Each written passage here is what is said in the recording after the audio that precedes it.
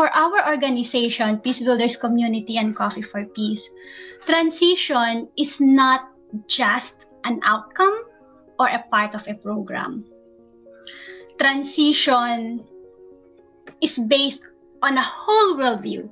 And for us, because our organization is from a Judeo-Christian worldview, it is based on shalom or peace.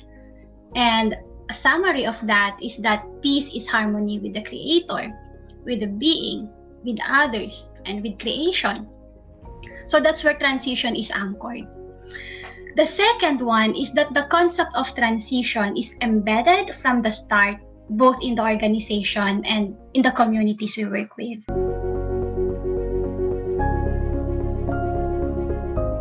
The question on financial sustainability really gets to the heart of it, because where does the money come from? That really determines where the power lies, and it also lays the ground for the distribution of power.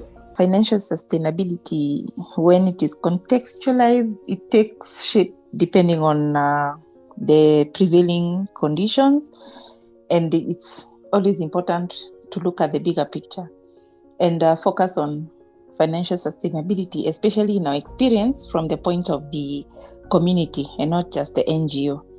Money determines the distribution of power, which is why if organizations want to fully transition, they must have their own fundraising models. They must be able to have local and national support and belief in their programs rather than relying on international funding.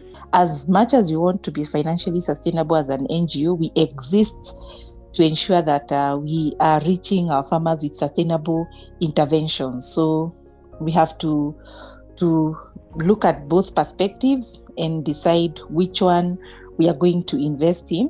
And we feel the more we focus on the farmer and the community, then the more relevant we are.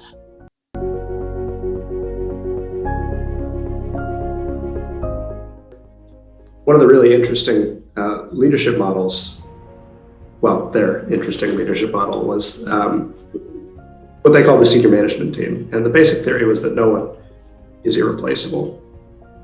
I think we saw and documented a lot of cases of transitions where local organizations had one leader who centralized power, which can be really good in some cases because there's often a really passionate person who wants to take forward the work of the INGO or the project or whatever was carrying on.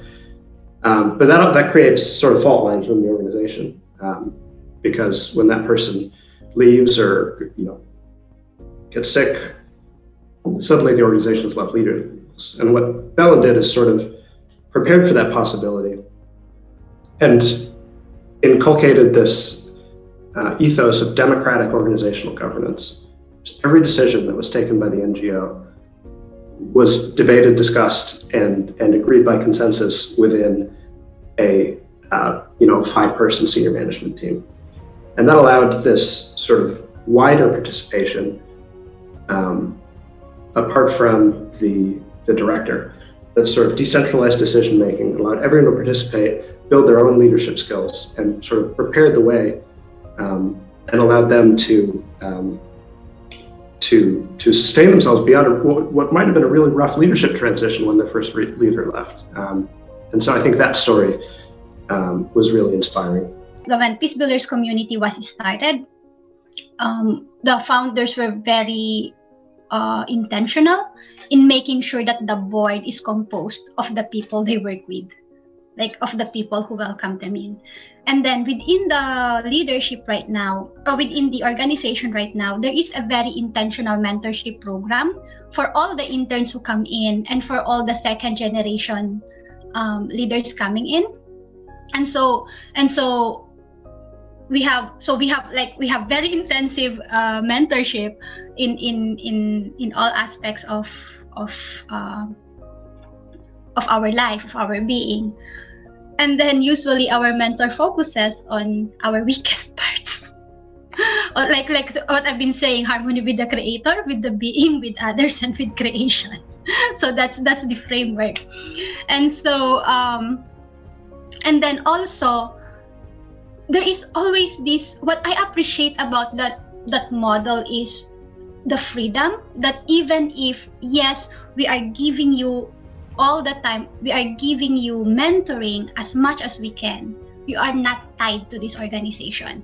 And if you choose to go, bless you, like all our blessings. We will write you the best, what do you call that when you are applying for a job and they ask you references? We will give you the best references. We will bless you.